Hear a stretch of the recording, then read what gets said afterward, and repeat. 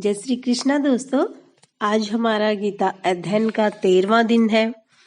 तो शुरू करते हैं हम आज का अपना अध्ययन। आध्यात्मिक आकाश की तेजों में किरणों की संग में असंख्य लोग तैर रहे हैं।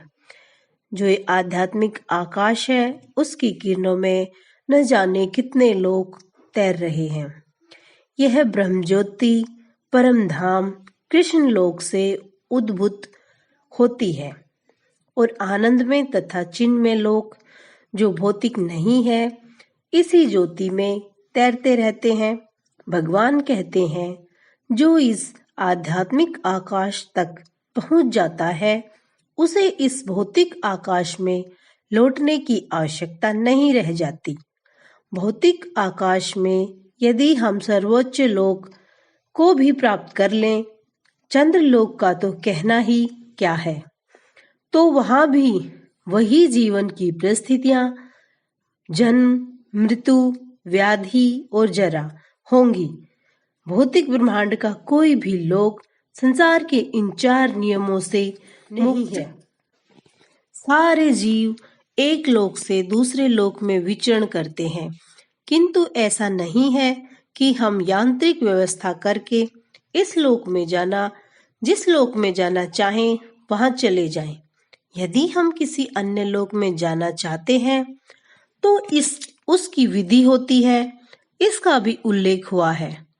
यदि हम एक लोक से दूसरे लोक में विचरण करना चाहते हैं तो उसके लिए कोई यांत्रिक व्यवस्था की आवश्यकता नहीं है। गीता का उपदेश है चंद्र सूर्य तथा उच्चतर लोक स्वर्ग लोक कहलाते हैं।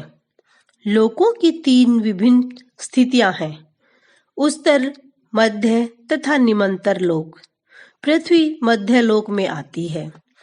भगवत गीता बताती है कि किस प्रकार अति सरल सूत्र द्वारा उच्चतर लोकों यानी देवलोकों तक जाया जा सकता है।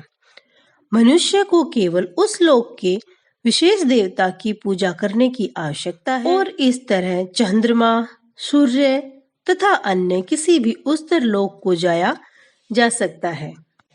फिर भी भगवत गीता हमें इस जगत के किसी लोक में जाने की सलाह नहीं देती, क्योंकि चाहे हम किसी यांत्रिक युक्ति से 40,000 वर्षों तक यात्रा करके सर्वोच्च लोक ब्रह्मलोक क्यों न चले जाएं, किंतु फिर भी वहां हमें जन्म मृत्यु जरा तथा व्याधि जैसी भौतिक असुविधाओं से मुक्ति नहीं मिल सकेगी।